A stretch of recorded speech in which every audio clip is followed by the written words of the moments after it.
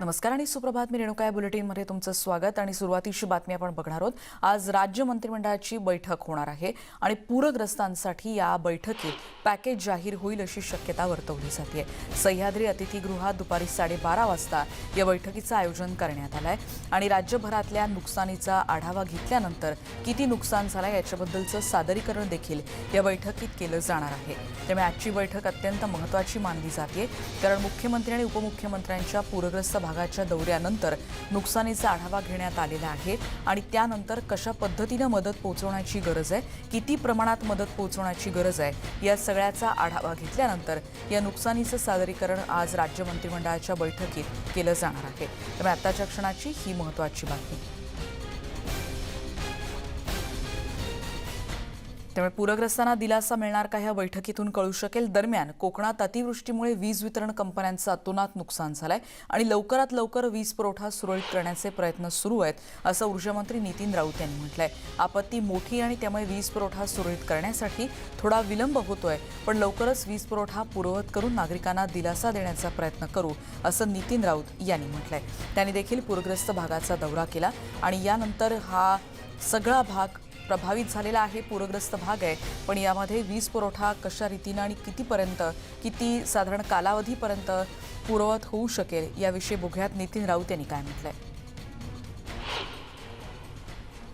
आज सगळ्या घरामध्ये म्हणजे महाडचं जर आपण घेतलं तर 25 फूट शहरामध्ये पाणी होतं आणि 25 फुटामध्ये इलेक्ट्रिकची लाईन, तुमचे मीटर हे सगळे त्यामध्ये चालले गेलेत. आमचे DP-सुद्धा त्यामध्ये ट्रान्सफॉर्मरसुद्धा आमचे खराब झालेत आणि अशी परिस्थिती निर्माण झाली आहे. आज मी या ठिकाणी आलो. माझी टीम ही 21 तारखेलाच बॉर्डरवर दाखल झालेली होती आणि तेव्हापासून या ठिकाणी एंट्री होत नव्हती पावसामुळं आणि रस्ते बंद झालेले होते. हे परवाच्या रात्री सगळेजण पोहोचणं सुरू झालं आणि पुनर्वसनाचं रिस्टोरेशनचं इलेक्ट्रिकच्या लाईनचं काम या ठिकाणी आम्ही युद्धस्तरावर सुरू केलेलं आहे. त्यामुळे आशा करूयात की लवकरात लवकर हा वीज पुरवठा सुरळीत होऊ शकेल. निश्चितच हे खूप आव्हानात्मक काम आहे. पुढची बातमी आपण बघणार आहोत. सह्याद्रीच्या पर्वतरांगांमधल्या तळीये डोंगर धोकादायक असल्याची माहिती समोर आली आणि या डोंगरामुळे मानवी वस्तीला धोका निर्माण झाला. रायगड जिल्ह्यातल्या महाड तालुक्यातल्या तळीये इथला डोंगर खचला आणि अक्षरशः होत्याचं नव्हतं झालं. या डोंगराची मागची पश्चिम बाजू नेमकी कशी आहे, या डोंगराचा अजून काही जणांना धोका आहे का, याविषयीचा सविस्तर आढावा घेतलाय आमचे प्रतिनिधी शिवाजी गोरे यांनी.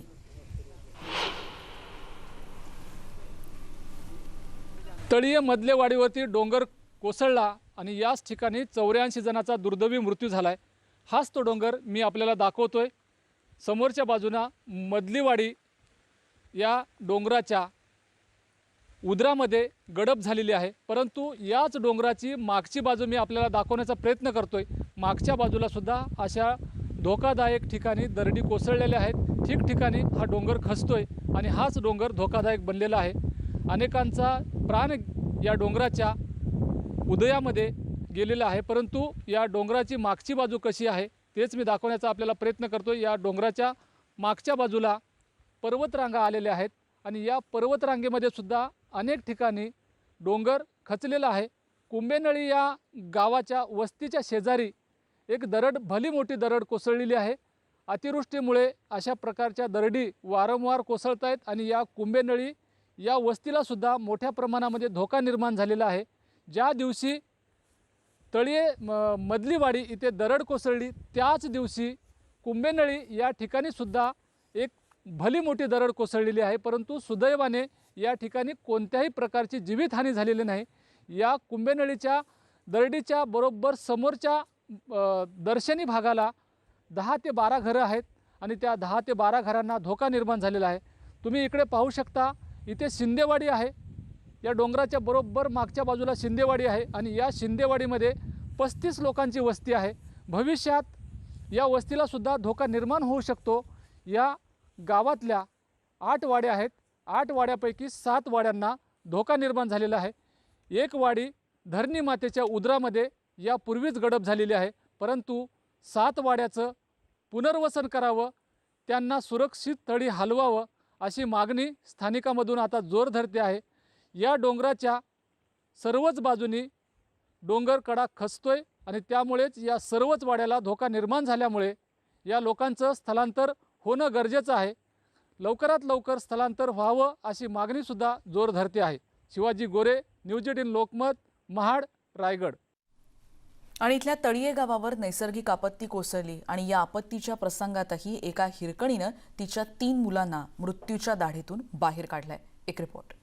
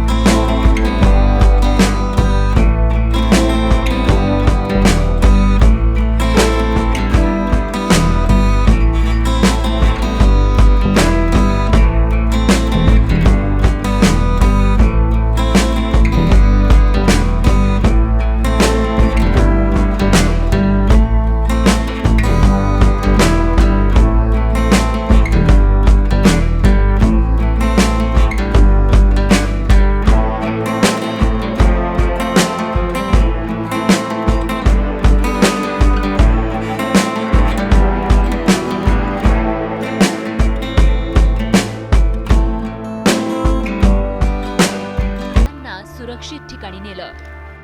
तर सगळी घरं पडत पडत आली. तर तसं मी ह्या मुलांना घेऊन जशी इतक्यापर्यंत गेली, हे माझं घर इतक्यापर्यंत गेली, बघते असे मागं फिरून ह्यांना उचलायला असे मागं फक्त जर असं बघितलं मी असं, तर माझं घर असं पूर्णपणे पडलं. म्हणजे असं एवढ्या अंतर होता माझी मुलांनी मी घावायला.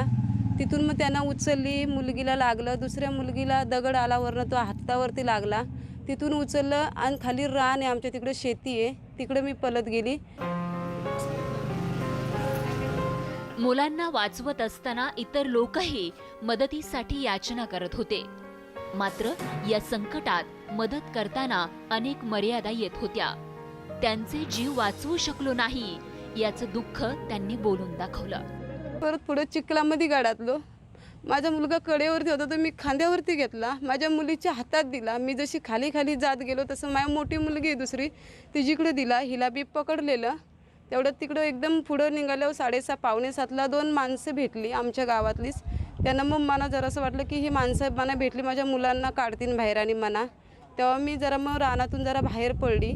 सगळी लोक मुर्दे माझ्या समोर होते. माझी मुलं घाबरली. काळ रात्री जीवनाच्या आशेचा किरण होऊन आई धावली आणि त्याचमुळे मुलांना नवं जीवन मिळालंय. आईनं जीवावर उदार होऊन आपल्याला वाचवल्याचं मुलांनी सांगितलं.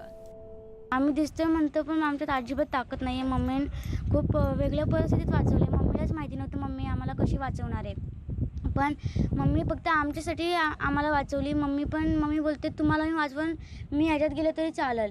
मम्मी बोलते तुम्हाला काय झालं तर मी जगूच शकत नाही. मम्मी आम्हाला खूप कठीण परिस्थितीने वाचवले.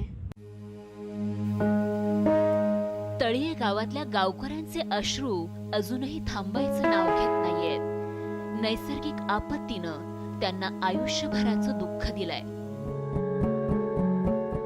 मात्र या आपत्तीतही शेवंता कोंढाळकर यांनी दाखवलेलं साहस त्यांच्या मुलांसाठी मायेची ऊब देणारं ठरलंय. महाड तळीयेहून शिवाजी गोरेसह bureau report, news 18 Lokmat. Shevanta Kondalkar यांनी त्यांच्या 3ही मुलांना पुन्हा एकदा जन्म दिला असंच म्हणावं लागेल. आणि यानंतर बघणार आहोत पुढची बातमी रायगडमधलीच. तळीयेतल्या या दुर्घटनेत अनेक विद्यार्थ्यांचाही मृत्यू झालाय. आपल्या शाळेतले विद्यार्थी आज हयात नाहीत याचं दुःख शिक्षकांनाही आहे. या शिक्षकांवरही दुःखाचा डोंगर कोसळलाय. आपल्या लाडक्या विद्यार्थ्यांच्या आठवणी सांगताना शिक्षकांना अश्रू अनावर झालेत. माझ्यासोबत या शाळेचे मुख्याध्यापक आहेत. आपण त्यांच्याकडून जाणून घेऊया नेमकी काय परिस्थिती होती त्या दिवशी, त्यांचे किती विद्यार्थी गेलेत आणि काय त्यांचं नुकसान झालं. सर मला सांगा, तुमचे होतकरू मुलं या दुर्दैवी दुर्घटनेमध्ये गेलेत, काय तुम्हाला दुःख आहे, काय सांगाल तुमच्या विद्यार्थ्याबद्दल? गेले 2016पासून ज्यांच्यासाठी हे वैभव उभं केलेलं होतं, त्या वैभवालाच खऱ्या अर्थानं सुरुंग लागलं म्हटलं असं जाईल. या शाळेत शिकणारे माझे जवळजवळ या दुर्घटनेमध्ये इथे शिकणारे 5 विद्यार्थी आणि सध्या 7वीतून 8वीला गेलेले एक विद्यार्थी जी या शाळेची शान होती, भाविका नारायण निकम म्हणून, ही या दुर्घटनेमध्ये गेलेली आहे. शाळेचा पट हा माझा 27 होता. त्यातील 5 विद्यार्थी या दुर्घटनेमध्ये गेलेले आहेत. त्यांचं जे दुर्दैवी जो अंत झालेला आहे हे सहन न होण्यासारखं आहे. शब्दात बोलता येत नाही. शब्दात नक्कीच बोलता येत नाही. सर, तुमच्या विद्यार्थ्यांच्या काय आठवणी आहेत? तुम्हाला किती दुःख आहे? सर, खरोखर आजची घटना जी झालेली आहे खूप मोठी दुर्दैवी घटना आहे. आयुष्यातला हा अविस्मरणीय क्षण आज या ठिकाणी डोंगराच्या रूपाने आयुष्यभर सोबत राहील. आणि मी इथं या ठिकाणी आज 8 वर्ष झालं या ठिकाणी काम करतो, त्यामुळे ह्या घरातली पूर्ण उमरा या ठिकाणी पाठ होता. आणि त्याच ज्या वाडीशी आमचं इतकं जवळचं नातं निर्माण झालं होतं की पूर्ण कुटुंबातली फॅमिली असल्यासारखं आम्ही एकत्र आल्यानंतर राहायचो. कुठलीही गरज लागली तर हक्कानं त्यांना बोलवून घ्यायचो. आणि त्यांच्याशी इतकी नाळ जुळलेली असताना अचानक ह्या डोंगराने त्यांच्यावरती तो घाला घालावा आणि होत्याचं नव्हतं करून एका क्षणार्धात टाकलं. त्याच वाडीमधली आमच्या आज शाळेची 6 विद्यार्थी या ठिकाणी तिथे त्या वाडीतून येत होते. त्यापैकी 5 विद्यार्थी आज आमच्यामध्ये नाही आहेत. आणि खरोखरच जो गेल्या वर्षी माझ्याकडे 7वीचा वर्ग होता त्यामधली एक माझी सगळ्यात आवडती विद्यार्थिनी की ज्या 2 दिवसापूर्वी तिने येऊन माझ्याकडे सोबत सेल्फी काढण्याचा आग्रह केला, अशी विद्यार्थिनी आणि कुठल्याही उपक्रमामध्ये ह्याच्यामध्ये असणारी पुढे अशी विद्यार्थी या ठिकाणी सर्वच विद्यार्थी त्या ठिकाणी चुणचुणीत असलेले याच्यामध्ये गेले. आणि याचं खूप मोठं दुःख आज आमच्या शाळेवरती या ठिकाणी माझ्यावरती आहे. शिवाजी गोरे, न्यूज 18 लोकमत, तळीये, महाड. आणि या सगळ्या व्यथा आणि हे सगळं दुःख आपण बघतोय आणि त्यांना लवकरात लवकर त्यांचं पुनर्वसन होईल आणि योग्य ती मदत त्यांच्यापर्यंत पोहोचू शकेल. गेलेला माणूस आत्ता परत येऊ शकणार नाहीये, पण पुन्हा एकदा त्यांना उभारी घेण्याचं सामर्थ्य आणि बळ मिळो अशीच प्रार्थना करूयात. यानंतर बोलूयात पुढच्या बातमीकडे. बातमी आहे मुंबईतली. आमदारासोबतच नगरसेवकाचं पदाचं मानधन काही जण घेत आहेत अशी बाब आता पुढे आली आहे. पराग, रईस शेख आणि आणखीन एक आमदार अशा पद्धतीनं पालिकेचं देखील मानधन घेत आहेत अशी बाब माहिती अधिकारात उघड झाली. खरं तर एकाच सभागृहाचं मानधन त्यांनी घेणं अपेक्षित असतं, पण नैतिकदृष्ट्या ही बाब तिथे योग्य रीतीनं त्याचं पालन होत नसल्याची माहिती समोर आली आहे. बृहन्मुंबई महानगरपालिका प्रशासनात नगरसेवक असलेले लोकप्रतिनिधी आमदार आणि खासदार झाल्यानंतरही एकाच सभागृहाचं मानधन घेणं नैतिकदृष्ट्या अपेक्षित आहे. तरी देखील पराग, रईस शेख आणि दिलीप लांडे हे नगरसेवक पालिकेचं मानधन सुद्धा घेत आहेत अशी माहिती RTI कार्यकर्ते अनिल गलगली आणि चिटणीस खात्यांना त्यांनी मागितली होती आणि त्यानंतर त्यांना ही माहिती उपलब्ध झाली आहे.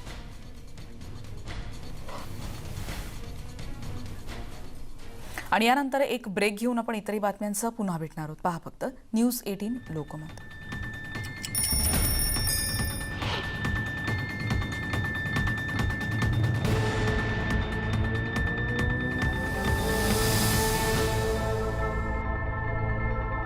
आणि ब्रेकनंतर एक महत्त्वाची बातमी मुंबईतून आली आहे. जुहू गल्ली परिसरात एक घर कोसळल्याची माहिती कळते. हे 4 मजली घर होतं अशी देखील माहिती आता समोर येते. 5 जण यात जखमी झालेत.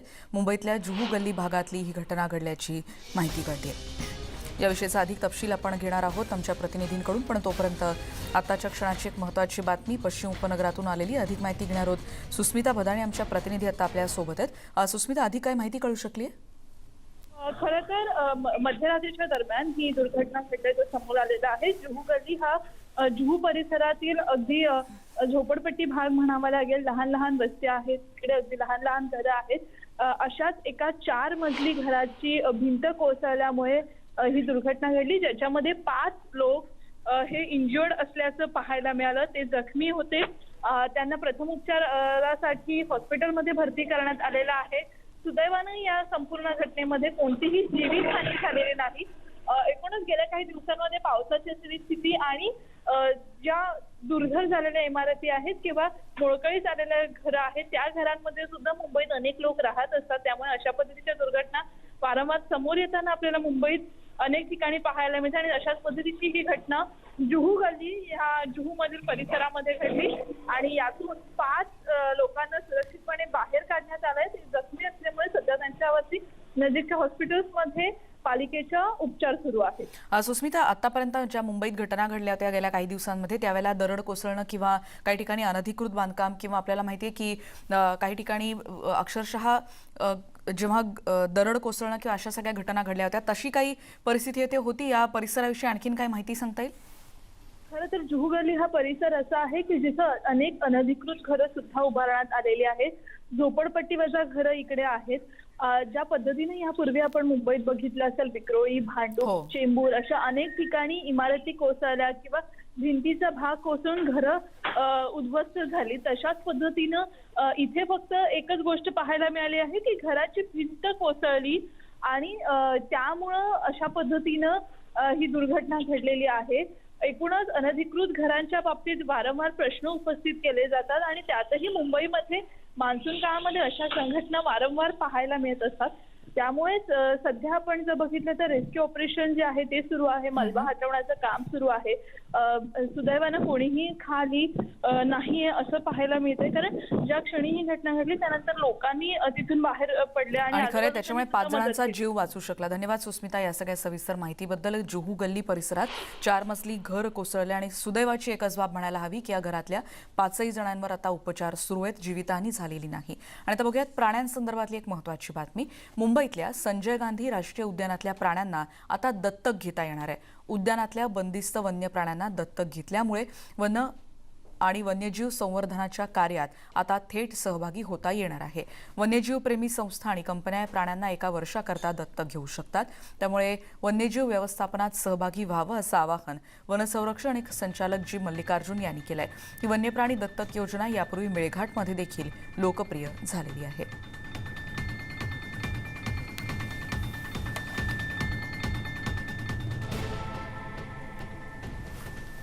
पुढची बातमी आपण बघणार आहोत. गुजरातमधल्या भावनगरमध्ये एक सुखद दृश्य पाहायला मिळतंय. थोडा नाही तर जवळपास 300 हरणांचा कळप रस्ता ओलांडताना पाहायला मिळतोय.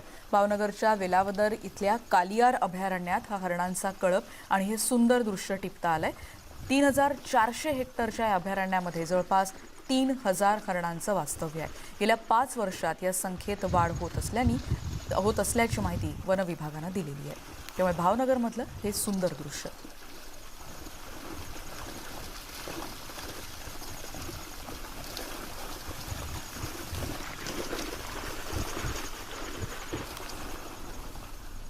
आणि या सुंदर दृश्यानंतर या बुलेटिनमध्ये इथेच थांबतोय. पण या सगळ्या महत्त्वाच्या बातम्यांचे अपडेट्स आणि व्हिडिओ आमच्या YouTube चॅनलवर देखील तुम्ही पाहू शकता आणि त्यासाठी आमच्या YouTube/News18 लोकमत या चॅनलला नक्की सबस्क्राईब करा. बातम्यांच्या अपडेट्ससाठी पहा News18 लोकमत.